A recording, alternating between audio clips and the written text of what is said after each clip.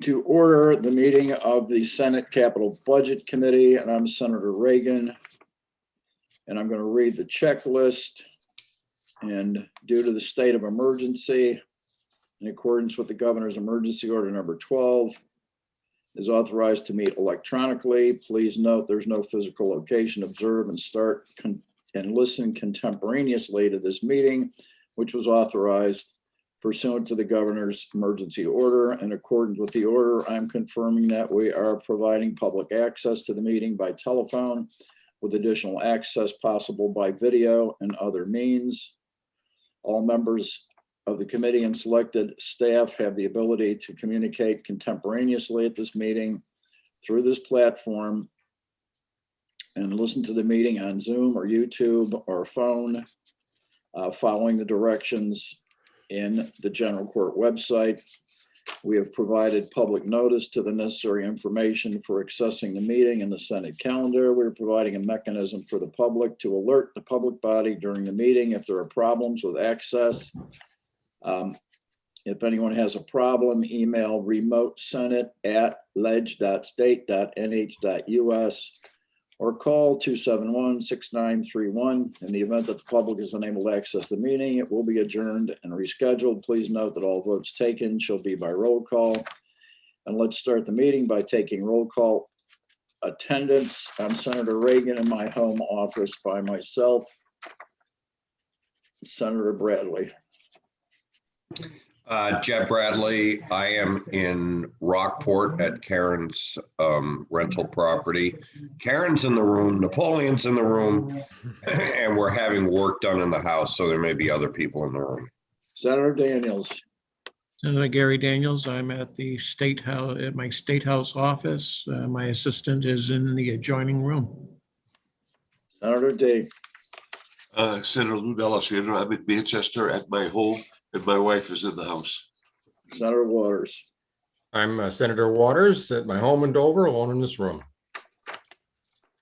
And we also have with us our committee aide, Sonia Caldwell.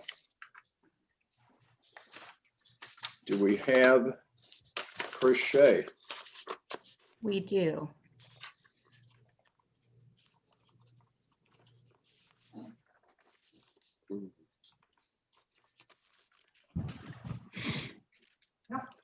That's it. Chris, if you can unmute, you can begin your presentation. Well, good morning, Senator Reagan and members of the committee. For the record, Chris Shea from the Legislative Budget Assistance Office. Hopefully you can all hear me okay.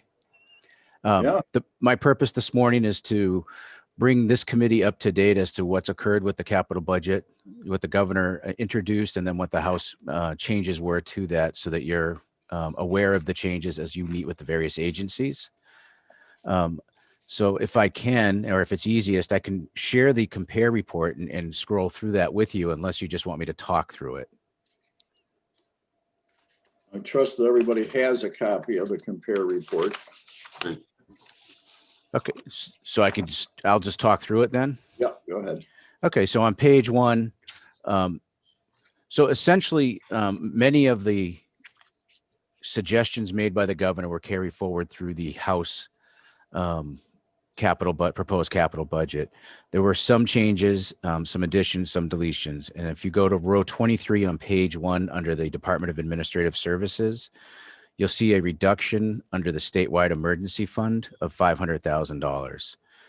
Part of the reason for that is that there was some balance left in a prior appropriation, and the committee felt that that would be better used. This money could be better used in other places, since there was a balance still remaining from a prior emergency fund appropriation.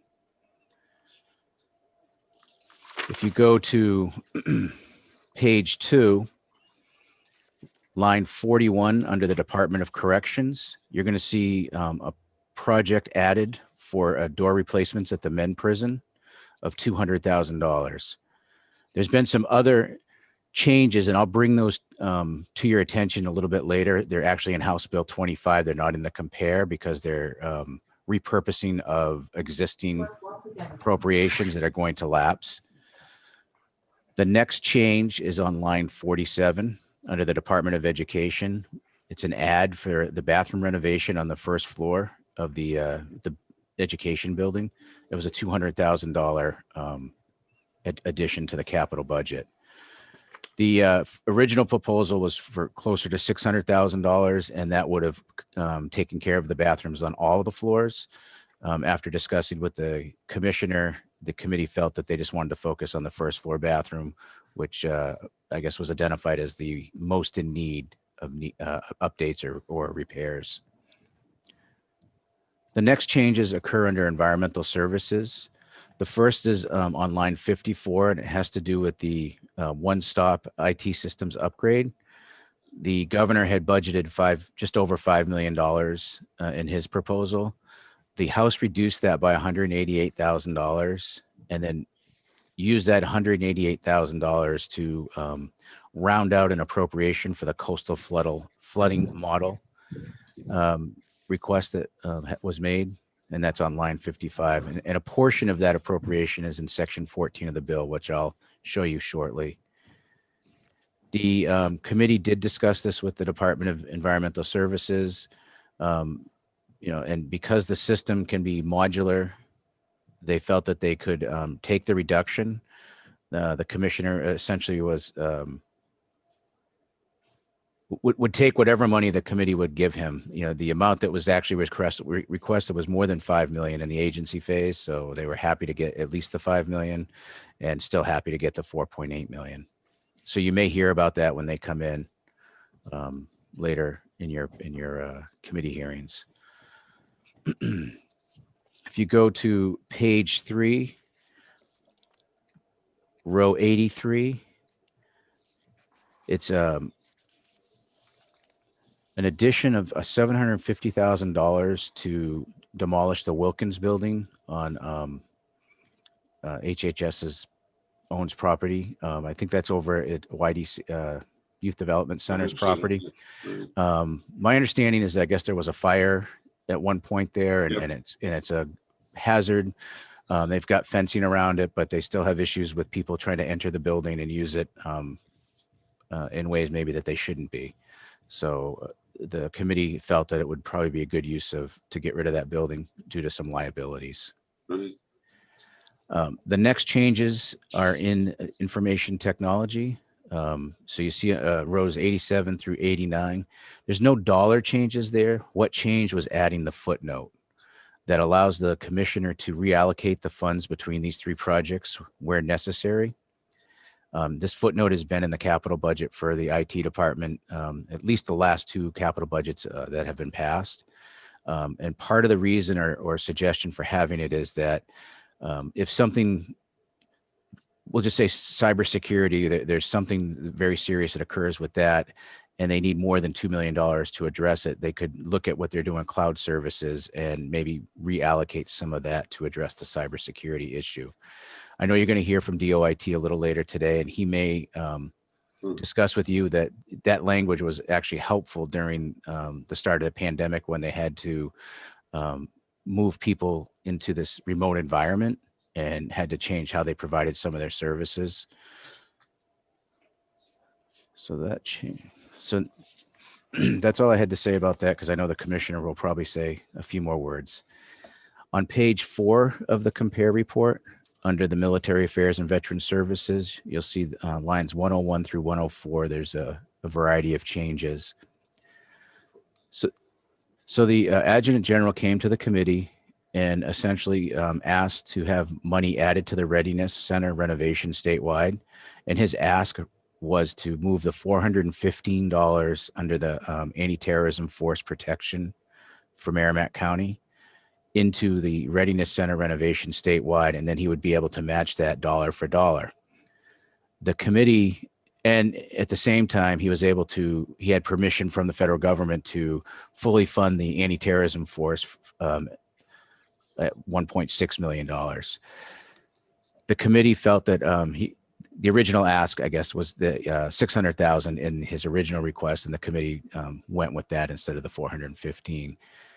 So essentially what happened is they reduced the anti-terrorism force protection Merrimack County general fund bonding authority by $415,000 gave them an additional 415 in federal dollars, and then $600,000 for the Readiness Center in General Fund Bonding Authority, which was matched with another 600,000. The next change that was made occurred under the Natural and Cultural Resources under row 115. Two things occur there. The first is they increased the amount budgeted by $350,000. So the governor had proposed 1.2 million. House committee had proposed 1.5 million.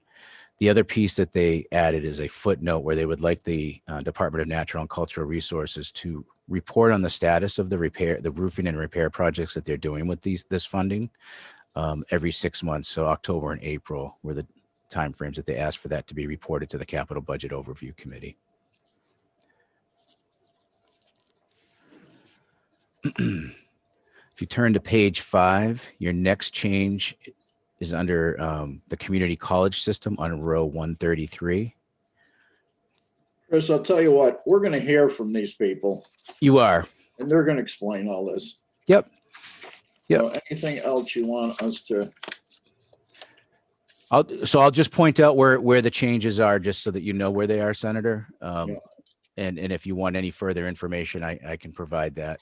And just the rationale for the change, Chris, will we get that with presentation, or is it just as good for you to flip through it now? I think it's helpful if I let you know, just in case Yeah, right. during the discussion, the agency Yeah. doesn't bring it up. I think so. If they don't bring it up, they're not going to get the money. So they're going to bring it up. Okay. Yeah. So on row 133 under the community college, the House committee wanted to fund $1 million for critical maintenance, and they did 828,000 here and another 171,000 in section 14 of the bill, which is where they repurposed some of the dollars that were going to lapse. Under the Department of Transportation, you have some changes by adding the rail for the Stratford, Carroll, and the Coos County rail improvements. This is again something you've seen in prior House Bill 25s, where these companies match the appropriation and do repair along the rail that they own or lease from the state. And I know that there will be documentation provided to the committee from the two individuals that are working with these private companies to show you what they've been doing with the dollars. Moving on to page 7, which is section 2, that's your highway funds appropriations. And that is mainly the Department of Transportation getting dollars there.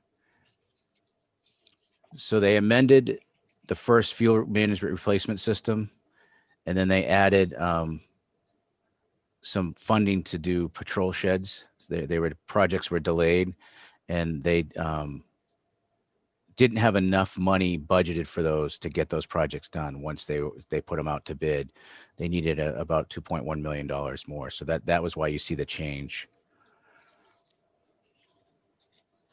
So moving right along to page 8. So you're going to see section 11, and you're going to see the university system getting an appropriation of $15 million from the governor and from the House. That's an appropriation that was made in the 2019 capital budget. It's put here just to remind everybody essentially that this appropriation is still out there. It's being honored by the governor and by the House capital budget to continue to fund the $15 million for the projects at the university system. The governor had originally put this in as an appropriation up in the section 1. So it looked like, or it appeared that he was providing an additional $15 million. And Chairman Graham, Representative Graham and myself spoke with the governor's budget director to make sure that's what they intended to do, or was it just to carry this appropriation forward? And essentially it was just to have this appropriation go forward. The other piece that the governor had put in his budget but didn't need to was on row 191 through 195 was the Hudson CTE appropriation. That is something the legislature took care of last session in a bill. So it was removed prior to the introduction of House Bill 25. But the reason it's shown here is so when you get to rows 197 through 202, you can see a more accurate comparison of what the governor originally proposed versus what the House is proposing. And really the general funded portion of this is just a couple $100,000 different. The governor had proposed $127.3 million in bonding, general fund bonding, and the House is proposing 127.5 million. So that's the compare. There's a few things in the actual bill itself I wanted to draw your attention to as well. So I don't know if you all have that in front of you, or I can pull that up on my screen as well. It's up to you. But I'll make the assumption that you all have it in front of you for the moment. If you turn to page 8. Excuse me, can I ask a question on the compare about the university system? Is that okay, Mr. Chairman? Go ahead. So I guess I'm trying to understand, Chris, on the 15 million there. Yep. And in terms of the bottom line. So we've been at 112 million, and that then it pops it up to 127, obviously. But so is that new expenditure against the usual cap that we do every 2 years? Or, I mean, I'm just trying to figure out how is that money accounted in that total? Yep.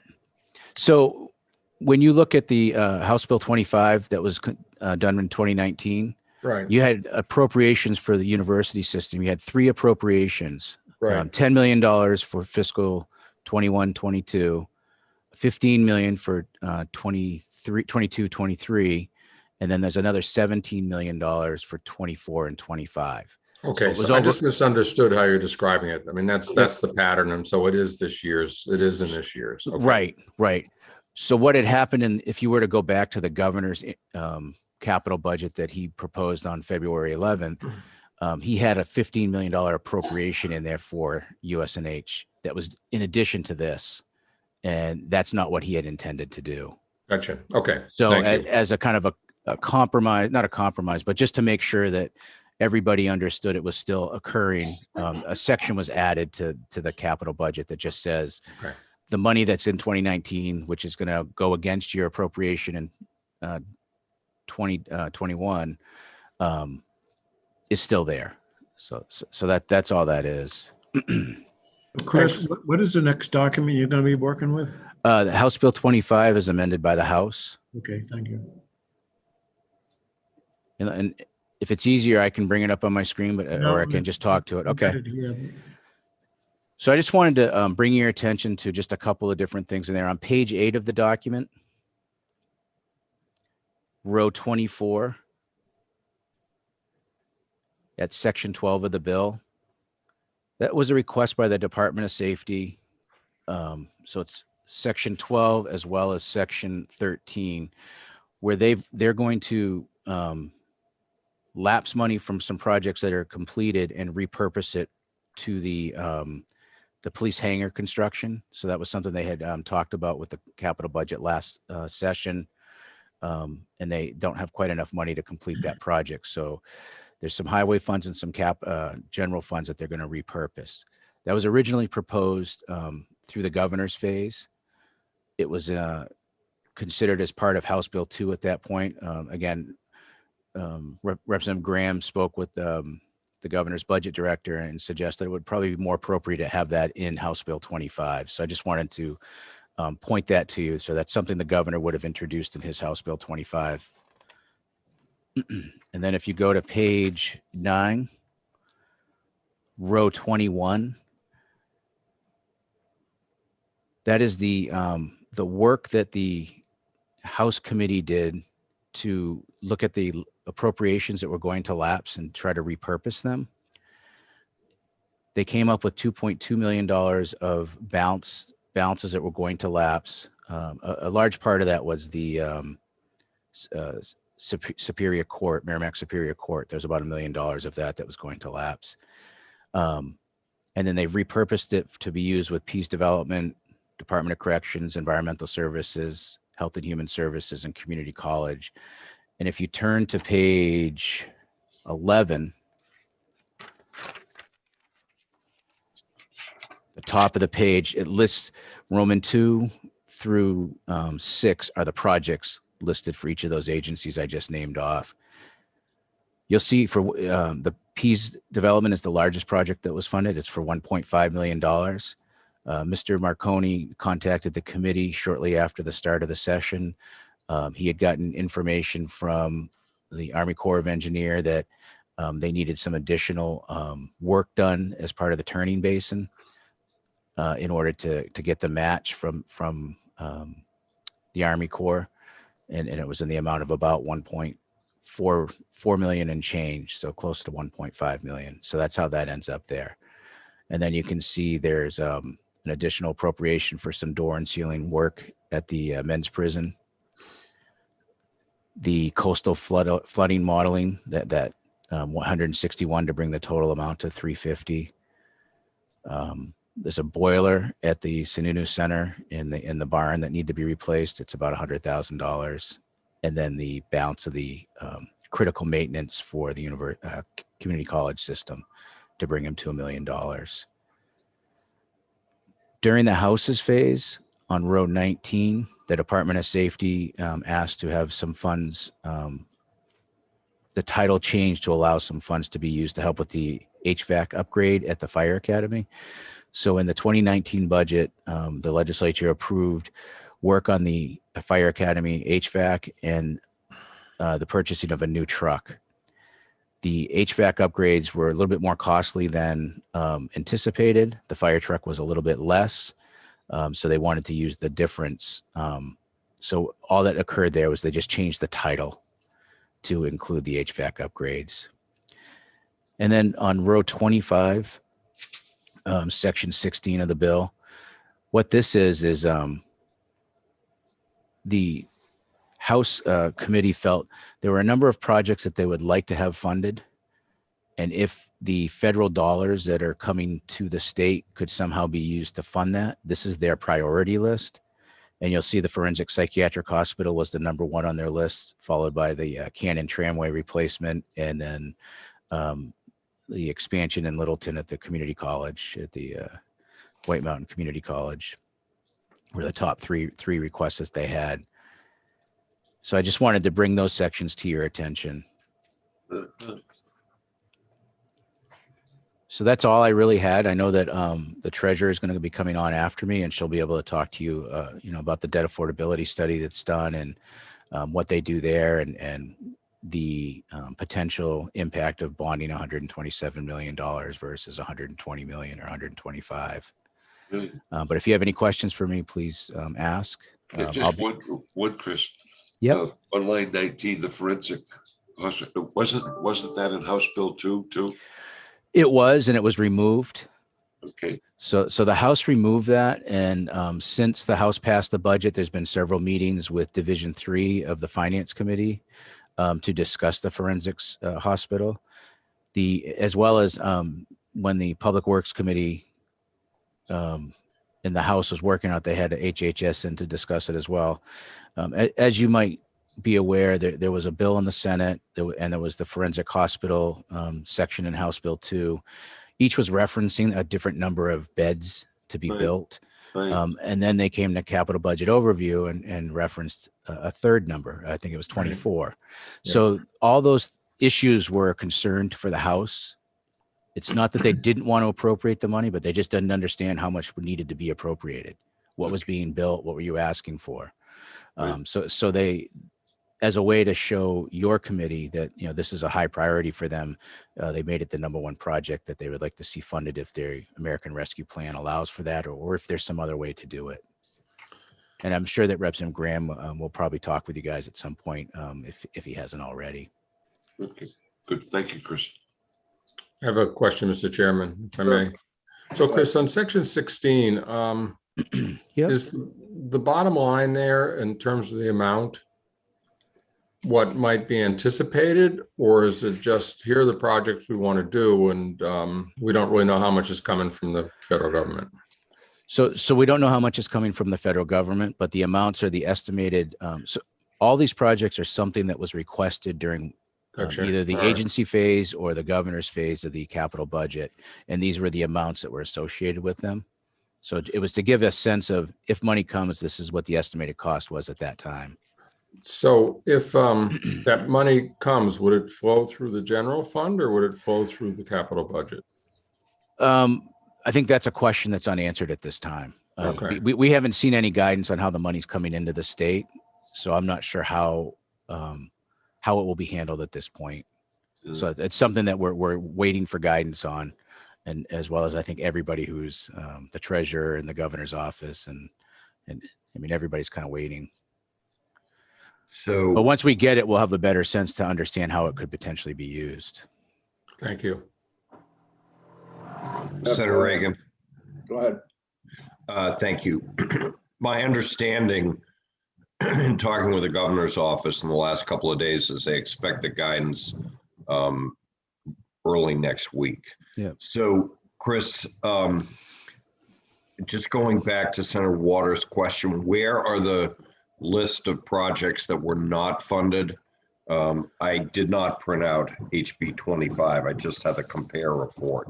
So is it Okay. in the compare No, report? or It's in House Bill 25, Senator Bradley. Okay, It's section 16 on page section 11. 16. Okay. Yep. Okay.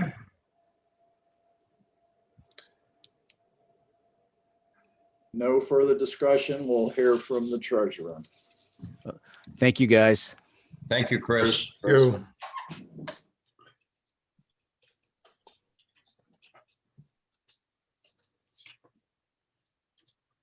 Do we have a treasurer? Yep, I just need a second to remove Chris and bring her in.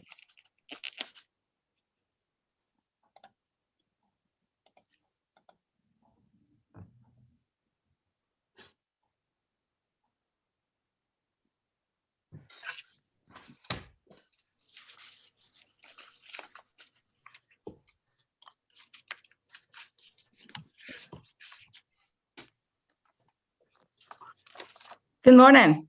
Good morning, Mr. Chairman, members of the committee. Welcome. Morning. Thank you. Hey, Monica. Buongiorno, Monica. Buongiorno. Buongiorno. Okay. Good morning. Thanks for inviting me this morning. I wasn't clear, exactly what you wanted to hear from me, but I just prepared a few slides just to give you a little refresher of. I'm sure this is something you've heard from other treasurers before, is how we do and how we how we calculate, how we assess the state's debt affordability. So I think if it's okay, I can share my slide if it's easier for the committee to see my screen. Go ahead.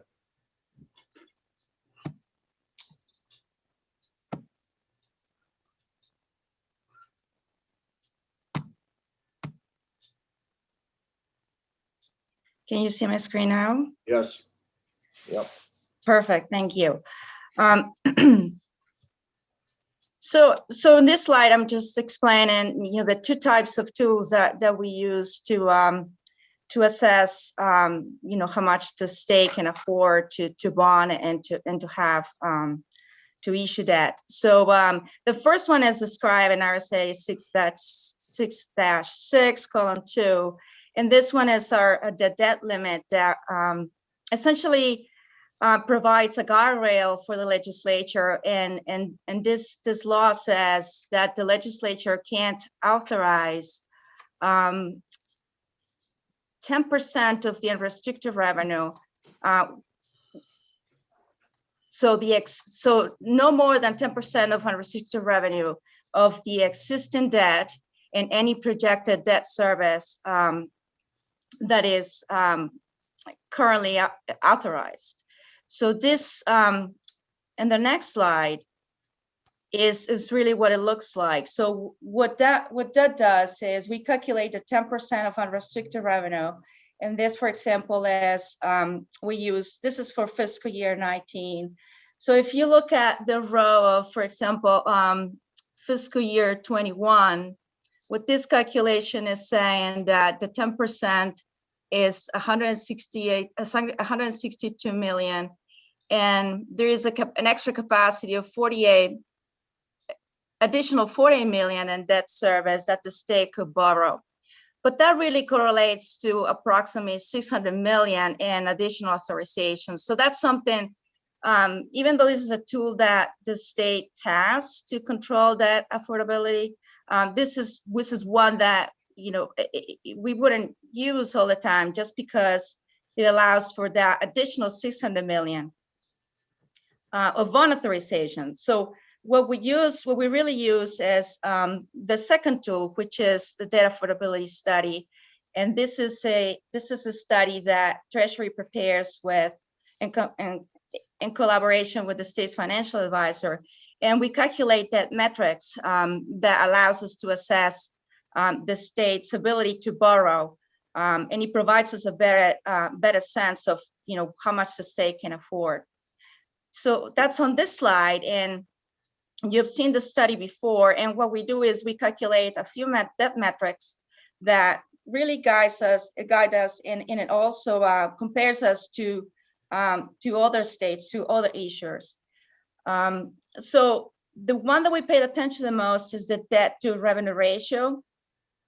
And for fiscal year 20, that was 6.7%.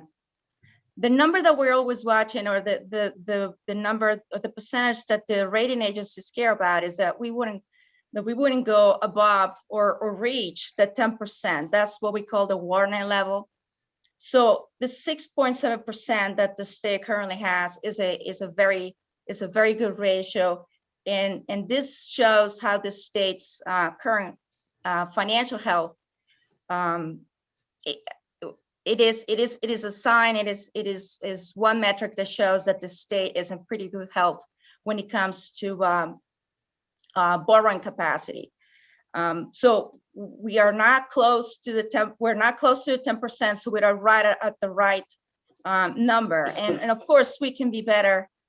We could lower a number too, as we see in the following fiscal years. The way that we are calculating using our current existing debt service and what we're projecting for unrestricted revenue, it looks like in the following years, our debt to revenue ratio will start decreasing in 2021. Now in 2022, it looks like it's increasing to 6.7% again. The only reason it's going up in that year is because we considered the additional 50 million that was authorized for the PFAS remediation project.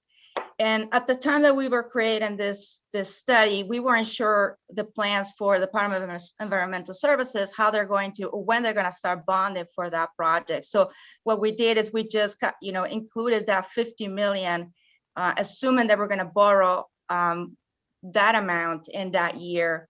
But again, if that doesn't materialize, then perhaps the ratio will continue to decrease the way is projected. So again, what I want to say is we prepare this debt affordability study using 120 million in bonded authorizations. That is what has been proposed and prior biennia, and that is what provides us, and that's what provides the good number that I was showing you before.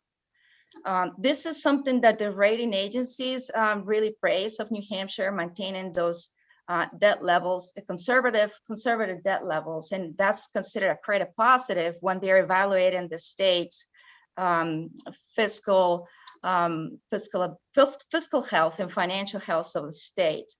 The rating agencies obviously evaluate other components of the state, but this is one that they always praise as a good policy that New Hampshire has. So the table in the middle shows how this ratio has performed over time. And if you look back to fiscal year 2012, that was when we had the Great Recession. The state did some additional borrowing at the time. Revenues weren't performing as well. So that's why we had a higher ratio than 7.8%. As the time went by, the ratio started improving, and we reached 2019 where we had higher levels of unrestricted revenue, and we reached a 6.4%, which was a great number. Fiscal year 20, clearly due to the pandemic, the situation changed a little bit, but even then, the ratio did not increase a lot, even though we had less unrestricted revenue this time. So 6.7% is still considered a manageable number, and it's something that it will be great to continue having.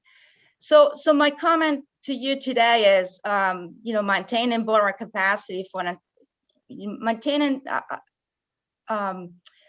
the borrowing capacity. So approving an amount that is close to 120 million for the biennium is considered prudent, and that will allow the state to maintain that, additional borrowing capacity for perhaps unanticipated capital needs, or any other initiative that the state may have to take care of additional capital project needs.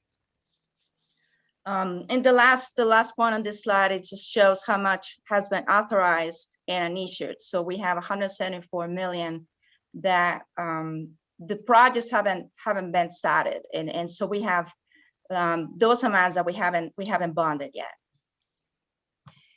And on the last slide, I'm not sure if you can see it well, but I just wanted to provide you the debt statement. This is as of the end of fiscal year 20. And this just shows how much we have for outstanding debt at that time. So the net general fund debt is 515 million. So the rest is debt that is being paid with other funds, and also we're including here how much we have in contingent debt. So I just wanted to provide you this statement so you had a picture at least of how much the state owes as of that time. And that's my presentation. What I know is I know the governor.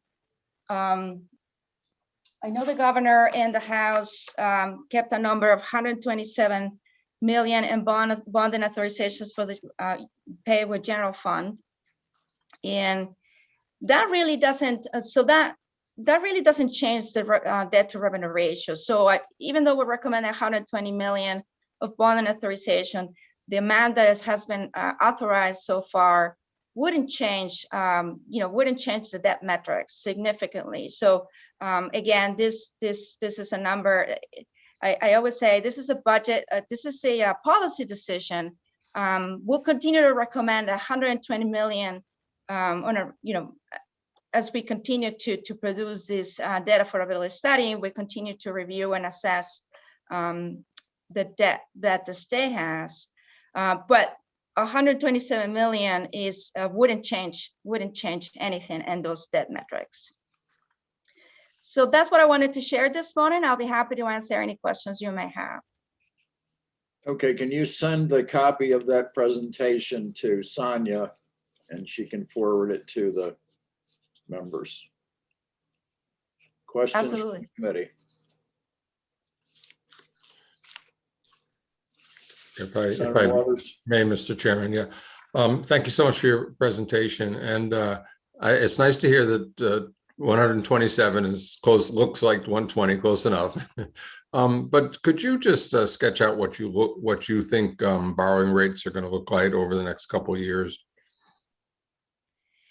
So we because of this situation that we've had during the pandemic, we had great rates at the end of last year.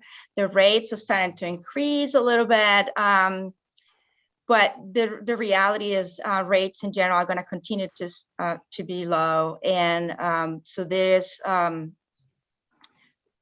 just because of the rate environment, we don't see the rates going up, and also there will be opportunities. The federal government, they're talking about as with all the plans that we hear, they're talking about perhaps bringing additional tools, financing tools that issuers could utilize. For example, the back in the Great Recession, there was the bonding tool, Bond America bonds were available at the time, and that was providing a subsidy to states.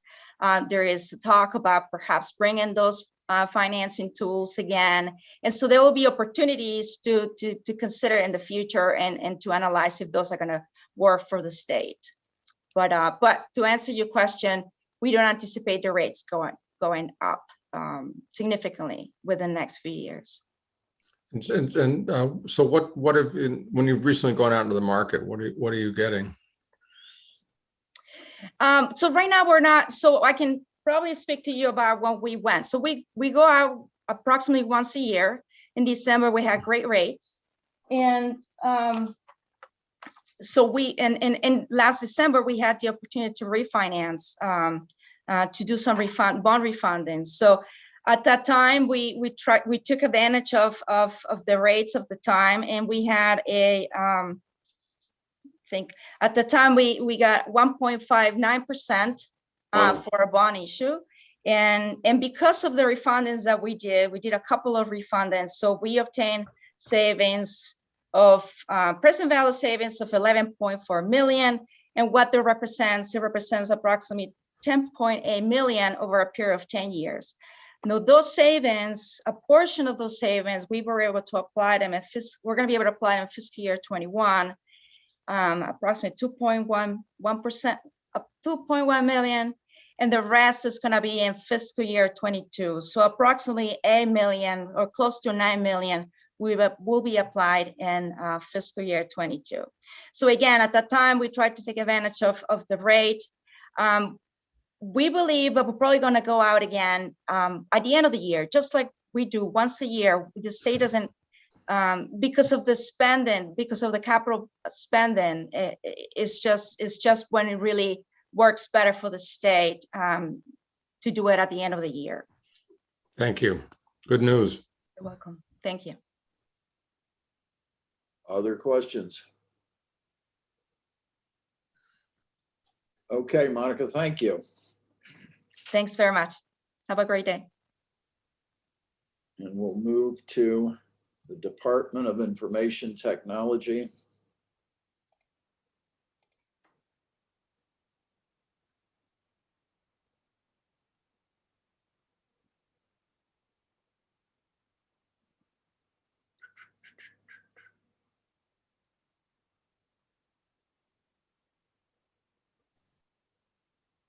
DOIT, are you there? I am here. Can you hear me all right? There you are.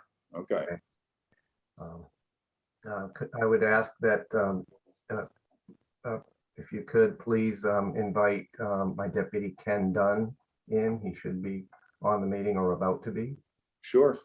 I don't see Ken at the moment. He wouldn't be under another name, would he? No, I don't think so. I just alerted him that we were starting early, so. I will promote him as soon as he joins. All righty. He has the presentation. Do you have it, Sonia? I can share it, I guess. 1 second here. Let me.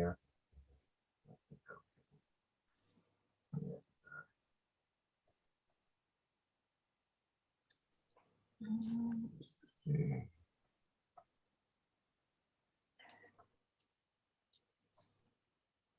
Okay.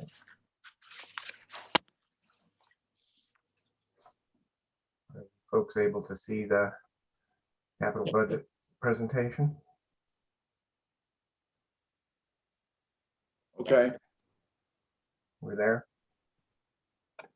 Okay. We have the presentation. All right, I'll go ahead and take you through it. Good morning, Mr. Chair and members of the committee. For the record, my name is Dennis Goulet. I'm the Commissioner for the Department of Information Technology. And we're here today to talk about our capital budget requests and a couple other associated matters. Starting on page 2, we have the 3 requests that the Department of Information Technology is requesting and was approved by the House. You can see there's no changes since the governor's proposed capital budget request for DOIT. What I'm going to do is I'll take you through each one of those, and I'll pause at the end of each one for questions on that item. So I'm now moving on to page 3. This is our number 1 priority. Cybersecurity has been our number 1 priority request for a number of bienniums, and I expect that to continue. The reason is that the cybersecurity risks keep changing and getting more complex as we go forward.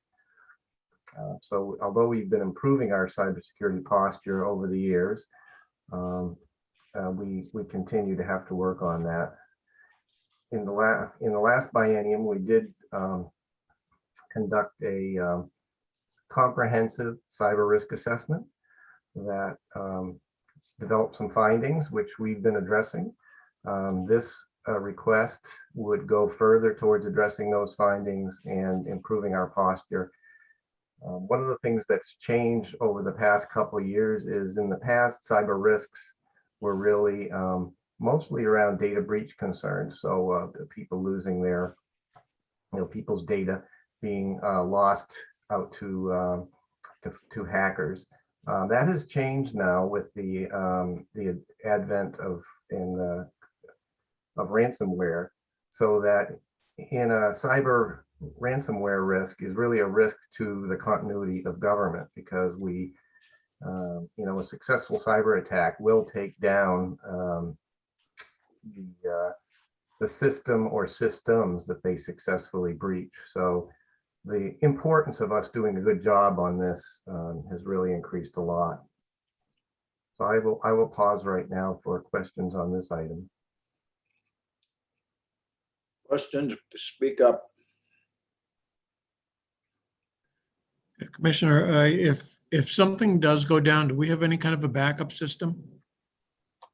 Yes, we do, sir. In fact, we have had a couple of small successful ransomware attacks during the 6 years I've been commissioner. And what kept them small, part of what kept them small was the fact that we had some tools that would alert us to the fact that something was going on pretty quickly, and we could shut that activity down.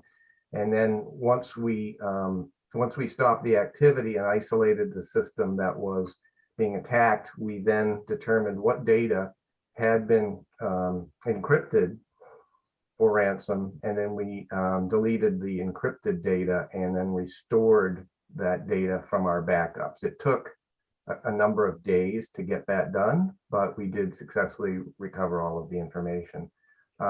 Since then, the ransomware actors have gotten more sophisticated, and what they do is they will now, if they gain access to one system, they will now wait and work on trying to work what they call horizontally and gain access to more systems.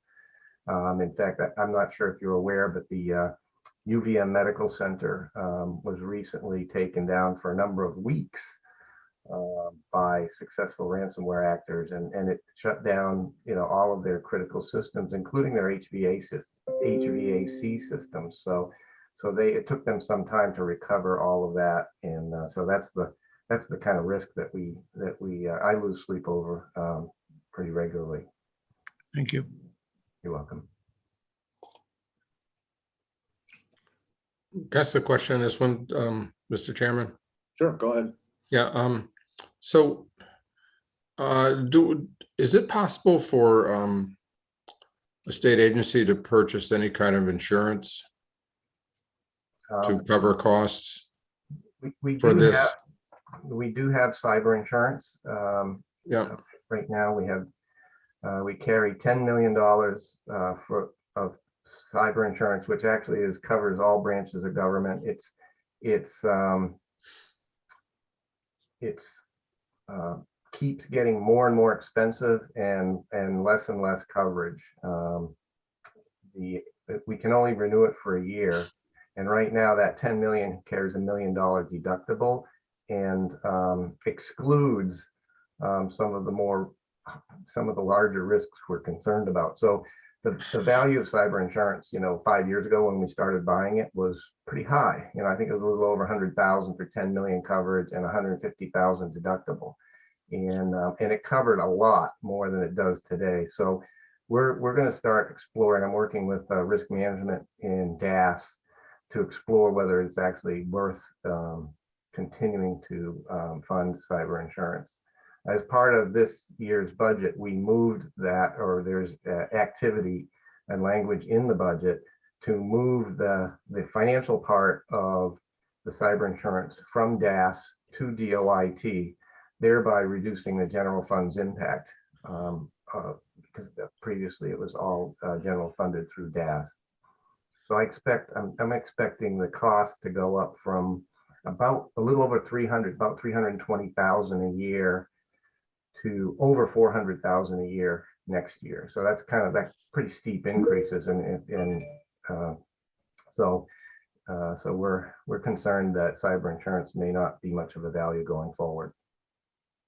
Okay, thank you. I appreciate that. It just, 10 million does seem kind of low for the whole state government, but I also wonder too, as we obviously make investments every capital budget in technology and hardware and so on, that the protecting that investment obviously is awfully important. So yes, I appreciate the difficulties you're in. I agree. And so what we've seen, in fact, we've queried all of the states through the National Association of State CIOs. We've put out a query to all the states on what they're doing with respect to cyber insurance, and many have canceled already. Others have decided to take that money and vector it towards things that would provide better protection. So we're researching what that looks like, but that is the trend nationally right now. If I may just ask one more question, I don't want to go down a rabbit hole here. I happen to have a nephew who's head cybersecurity at the NSF, and I get interested in this. But is there any thought about going to the federal delegation to see if there might be a federal program, almost like the flood insurance program, that might provide states with a backstop for insurance? Great question. As I'm presently the president of the National Association of State CIOs, and back in January, I testified before the Senate Homeland Security Subcommittee in favor of legislation that would provide grant funding to states, the SLTT, community, state, local, and tribal. And the aim there really is to help state governments, but also our local governments. If you probably have, see in the news pretty frequently that New Hampshire entities, whether it's a town or a city or a fire department, has been successfully ransomed. So this is problems going all around the country. Next week, I am testifying before the House Homeland Security Subcommittee on the same topic, which is really to really step up, asking the federal government to step up its game in support of the state and the localities. So we're hoping that a grant program would be funded in the near future that would help with that. Thank you, Mr. Chairman. Okay. I can't see the committee members, so you'll just have to speak up when you have questions. Go ahead, Dennis. Okay, thank you. This second area is really an investment in improving our ability to work and collaborate as a state, not just for state employees, but throughout the state. It really is an adjunct to, it's really a couple areas. One is a productivity area, and another is really allowing more flexibility of work. So, in the second bullet there, for example, allow state to react quickly when when something happens. Today, our continuity of operations plans in most agencies require that some other agency, they have an MOU with another agency for space if their physical location were inaccessible, which has happened.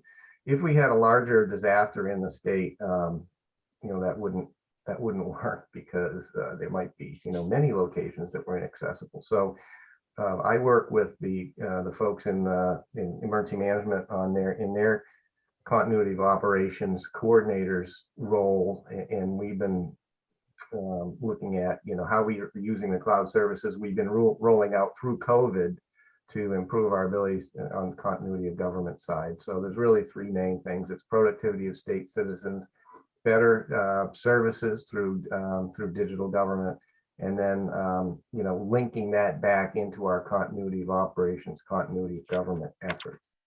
So so this one's a little less specific than the cyberspace, but what we did discover particularly during COVID, we had wanted to do this before, but during COVID we discovered that investments in this area were really drove productivity pretty heavily, and regardless of where people were working from. So we think this is a pretty valuable investment to be made. And I'll pause now for questions on this one. Questions?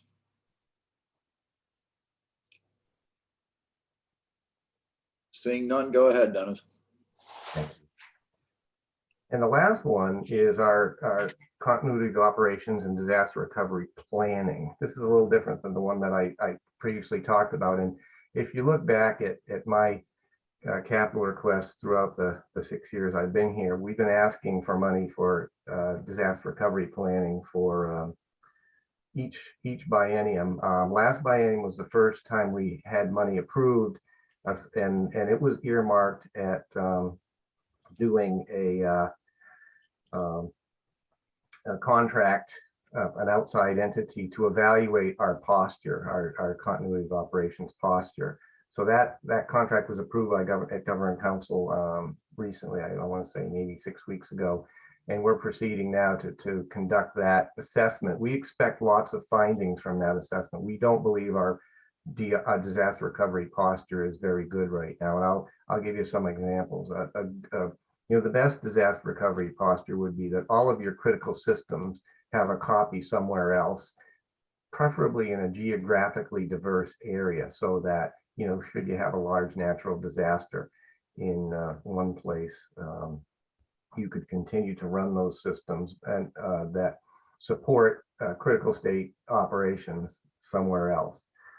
So the examples of ones we do have under contract right now would be our integrated eligibility system, New Heights in Health and Human Services, and our Medicaid management system through Conduent, through the contract with Conduent. Both of those require disaster recovery capabilities. Beyond that, all of the disaster recovery capabilities that exist, I think there's only a couple others. Employment Security and has one there, and we have New Hampshire First, 2 copies of New Hampshire First, our ERP system. Both of those are not geographically diverse. So what this money would help us do is implement second copies of critical infrastructure that would be required if an agency wanted to fund a second copy of their system, to improve the chances that they would be able to recover their systems, critical systems that provide critical citizen services. The things that we look at when we're looking at disaster recovery planning are really 2 things. Recovery time objective, that's RTO, and that is how long it takes to get a system back up if the main system were completely destroyed. The second is our recovery point objective, and that RPO, and that's the point in time at which the data, when you recover, at which the data is. So obviously the best recovery time objective would be 0 minutes. The best recovery point objective would be exactly when the other system went down. The smaller you make those numbers, the more expensive it becomes. So we want to make a good decision on that with the monies that we're appropriated for that we're spending now from the last biennium. And then this would help us start implementing those good decisions in the future. And we would expect one more request based on our, 6 or so year plan. We would expect one more request in the next biennium that would bring us a little bit further along. So this isn't the whole way, but we're being careful to not ask for too much in this at once. Also, we know there's only so much we can absorb at once as well. So that's really, I'll pause now on this item. Questions on slide 5?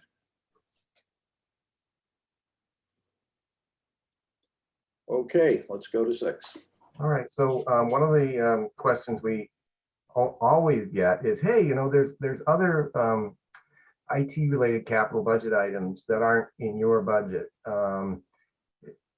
What do you know about those, and do you guys get involved in the development of those? And so the question is a strong, the answer to that is a strong yes, but I thought I would share some details about how we do that, because we've been developing that process over the period of time I've been here as commissioner. And this is kind of a graphical representation of how we do it. First, we work with agencies to get ready. We vet all of the requests on 3 criteria. Is it duplicate or conflicting? And sometimes, we'll actually, request that an agency withdraw a request because there's already something else, or there's already a way of doing what they want to do. Does it make sense from a life cycle perspective? So I've seen, for example, we've asked agencies to not put forward a project because they hadn't fully realized the investment on their existing system. So a life cycle as a system has a certain life cycle. If you replace it too soon, you're wasting money. If you go too long, you may be wasting money as well. So those are considerations. So we might also ask, hey, you didn't, for example, try to fund a replacement of this other system that's 30 years old. What would we do about that? And there's a number of systems right now that are being replaced that are 30 or more years old. Examples would be Revenue, who you may have talked to already, on their RIMS system, which has been very successful so far, 2/3 of the way through. And then the Liquor Next Gen, which is really their point of sale and financial systems, which were extremely old. And the other thing is, agencies are required by statute to create an agency information technology plan. That really is a plan that says, what are our technology priorities and strategy over the next couple of years? And does this ask align with what they're saying in their technology plan? And then we actually have a very complex weighting system that looks at these projects and evaluates them in terms of things like citizen service, what kind of citizen impact would they have, whether you get a lot, is there a federal or other leverage that makes, for example, a lot of the HHS systems tend to be prioritized pretty high because they might be 90-10 or 75-25 federal. So that's some stuff that we look at there. And then these are the criteria, the more granular criteria that we look at for each project, because the governor always asks, hey, would you please prioritize these so I understand how they rank from an overall statewide level, which doesn't necessarily make the agencies very happy, because they would prefer to have their projects all on their own and prioritize separately. But the governors, both governors that I've worked for, have asked me to prioritize these. So these were the criteria that we put together to prioritize those agency projects. So I'll pause here and see if there's any questions.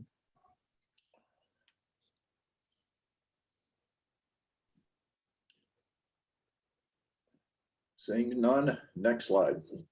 Okay, so I'm going to skip the next slide because it's all information you already have. And if you wish, I can go through the lapse extension requests now. I mean, the House did it in 2 separate hearings. I wasn't sure how the Senate was going to do it. You have the information in the presentation. I can take you through that now, or if there's planning for another session, we could, I can wait on that. I wasn't sure. Go ahead quickly. Okay. So enterprise workflow document management, we're continuing that project. Got slowed a bit by COVID. This is one that really took a hit during COVID, but one of the things we did learn during COVID was there's, a couple agencies implemented some e-signature technology that, and DOIT did as well, e-signature processes that really added to efficiency. So we're going to be targeting the remaining balance here at looking at those technologies that help drive efficiency in state government. Originally, when beginning of COVID, a number of these agencies were doing most things by pushing paper around, and they've, just in DOIT, for example, something that our contract processing group, something that might have taken a couple days to get done now takes a half hour or less. So we're going to be focusing on those kind of efficiencies with this remaining balance.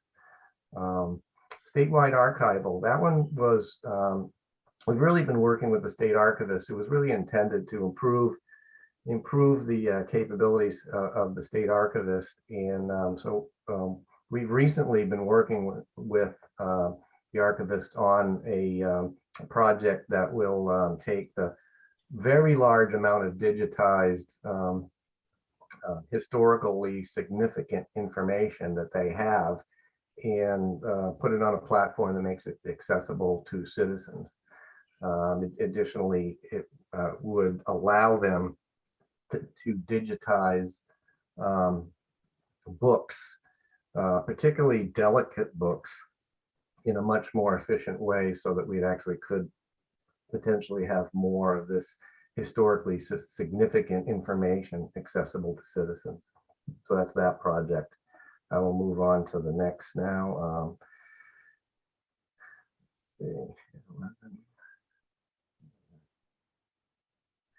Okay, GIS alignment, that one's nearly expended. That was really a funding to implement the legislative intent of RSA 4F, which actually created the GIS committee, which I chair, and we've been proceeding along, going a pretty long way on meeting the legislative intent of RSA 4F.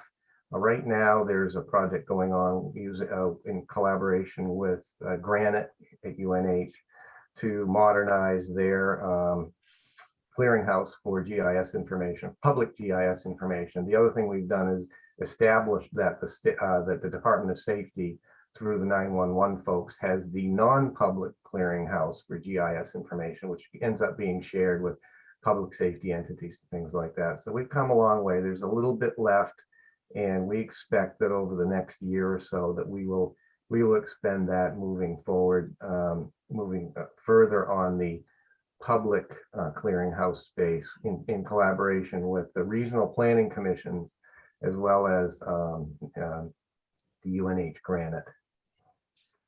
Digital government transformation, that one we did in fact implement. We got pretty far into what we said we were going to do, which was to implement a new platform, get a new design criteria out, and that was really improved citizen experience on our websites. That we started moving along with agencies fairly aggressively, and then COVID hit, so we ended up shifting all of those resources because we were doing so dynamic on web activities. We consumed all of our staff and contract resources to keep up with the demand for transparency to citizens during COVID. We're now actually shifting back. If you're interested in the example of the new paradigm, the Department of Environmental Services did a really nice job of implementing their new website in this platform. They took a website that you could potentially have to go 14 clicks deep to get to something. and they've got all their information now organized and accessible within 2 to 4 clicks. So very successful so far, and so we'll want to continue that. And then finally, the cybersecurity, we have a little bit left. We're working quickly towards encumbering most of that on making sure that we're following through on emerging threats, particularly as it relates to foreign government and nation state attempts to access our systems, which is there's a very large amount of those. So we expect that will be encumbered pretty quickly, actually. And then slide 14 is just the ones that are going to lapse, which really we're not lapsing back very much. We did, in fact, complete the intent on those projects. So I'll pause now and see if there's any questions on those, but I know you wanted to move pretty quickly. Questions from the committee? Yes, Commissioner, when agencies build their budgets and they plan on either expanding or introducing digitization, do they consult you to find out if you have the capacity to handle their proposals? Yes, what we do is, it's a really good question now, because the body cam stuff, for example, in Department of Safety and Corrections will create a very large amount of digital information that needs to be stored and managed. So we have an IT lead who's assigned to each agency. In most cases, the larger agencies have a full-time IT lead, and that IT lead is really a coordinator of all IT within that agency. So in the case of the Department of Safety, we work very closely with state police on the development of the RFI that went out that specified what was going to be required from a storage and data management perspective, and then the RFP, the same thing. So we're very closely involved. And in fact, I personally get involved in the larger projects to make sure that we try to steer them correctly.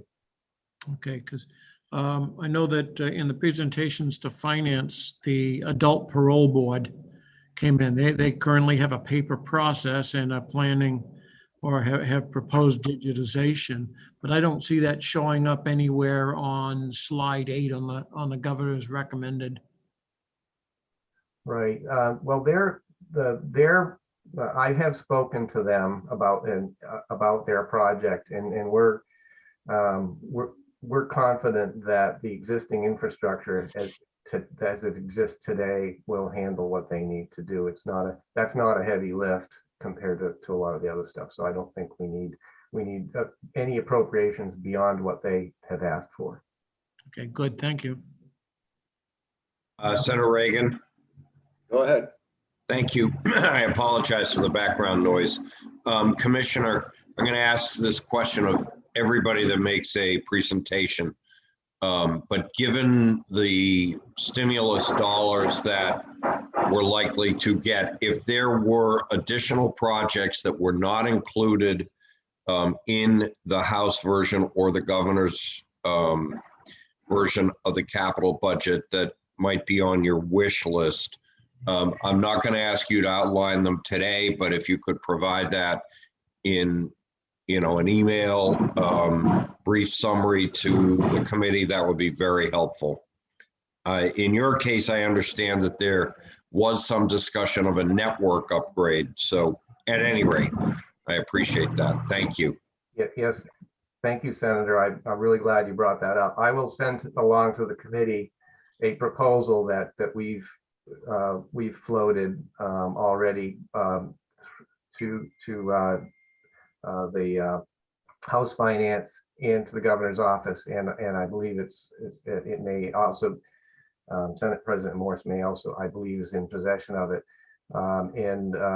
What that would do is it would do 3 different things, which I'll let you absorb when you get the presentation. But one of the things would displace the disaster recovery project. So you pick up some almost 900,000 in capital appropriation. If we were able to use one-time funding for that, we would pull back on the disaster recovery request that I just discussed with you. So there's some benefit there potentially, and I think that we were really careful about trying to be responsible with respect to the use of one-time funds, so that we're setting ourselves up for a better and more predictable financial future, not one where we have this big extra operating expense at the end of the 2 or 3 years of monies that have come through with the Rescue Plan Act.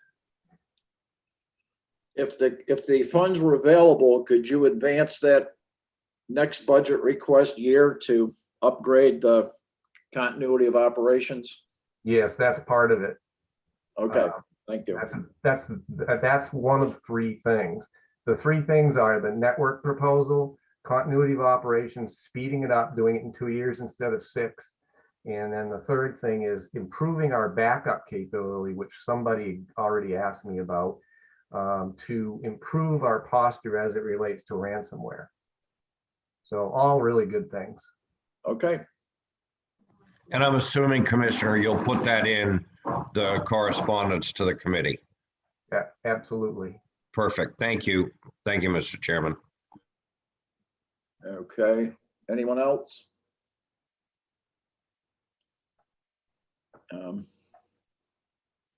could take down the PowerPoint. So Commissioner, you'll forward that presentation to Sonia so she can forward it to the committee members. Yeah, she'll have it in about 5 or 10 minutes.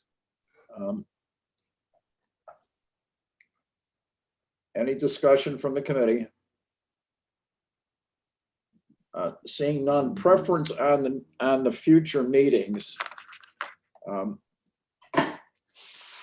Mr. Chairman, Yes, I see that Chris Shea has his hand up as an attendee.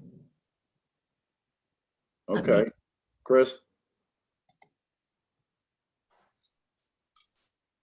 Can you hear me? Yes, So I just wanted to, as you saw in the presentation by Commissioner Goulet, he had the lapse extensions at the end of that. Those were the same lapse extensions that were presented to the House, and they did already consider the money that was in those lapse extensions in the current House Bill 1 as amended by the House. So I think when you hear the lapse extensions from some of the various agencies, just know that's probably already been considered in the House version of the capital budget that you have. If it hasn't been, I'll alert the committee to that. okay, if it's possible to get these presentations to us ahead of time, that would be helpful also. And I was looking for preferences for remote or in-person meetings. There's been a preference from several members to doing remote meetings. I'm in favor of the remote meetings. They work well for me. I mean, I'm good with whatever the majority of the committee wants to do. Same here. Okay, Can I ask another question, Mr. Chairman? David. As much as a comment, I just spaced out for a moment when you asked about any discussion. I'm just, we have a little time, obviously, and the issue of the federal money brings up so many questions. And, I think of it as a way that if we can take some pressure off of not just this budget, but future budgets, because we're going to have, we don't have a CTE center this budget. We will next one. And that's, usually been 12 million or something like that. And then, the community college needs, we know, are what they are and will be, and so on and so forth. So I just don't know, Jeb and others, how we're going to try to factor that in. And, it's nice to have the House wish list, and it's a good one. But, if the potential is there to really do something moving, that's going to help us moving forward in the other budgets, but we have to do more now, that maybe, as Jeb has suggested, be a little more expansive at asking them, maybe not even just what was on their original ask list to the governor, but just how we're going to do this comprehensively. So I just want to put that out there. Good subject for future discussion. Yeah. Okay. Seeing no other discussion, we'll adjourn the meeting? Senator Reagan, just a quick question. Is it your plan to continue to meet on Fridays? Or I know obviously with three of you on finance, you've got to schedule it more around finance than anything else, but I'm just for planning purposes. Yeah, I have no objection to the schedule as it's been presented. Okay. Do you have that, Senator Bradley? I'm not sure I do, but I'll figure that out. It's Tuesdays and Fridays. Yeah, the whole schedule is pretty much done, so I can send that to you if you don't have it. Okay, so like Tuesday mornings in the Commerce slot? Yep. Okay, Commerce is execing next Tuesday. After that, we should be done. Right. Okay, our next Tuesday is the 11th.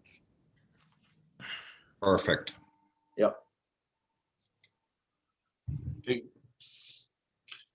And Go ahead. David, to answer your query, I bet that there are many who are putting lists together as we speak as to what projects could be done and are ready to. And don't you want to pave a parking lot somewhere in Manchester, Senator D? I want the roads paved in Manchester. Not my parking lots. I want the roads entering the city.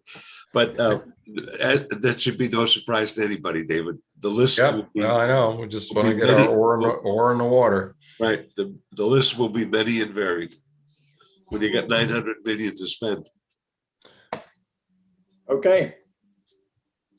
With Thank that, you, Senator Reagan. we're Thank you, adjourned. Senator Reagan. Okay. Thank you. We need a roll call to adjourn. Oh, I'll make a motion. We adjourn. I apologize. Second. I had permission from the Senate president that the chairs could adjourn the meetings. Ah, So the meeting- very powerful. so the meeting is adjourned. You're adjourned.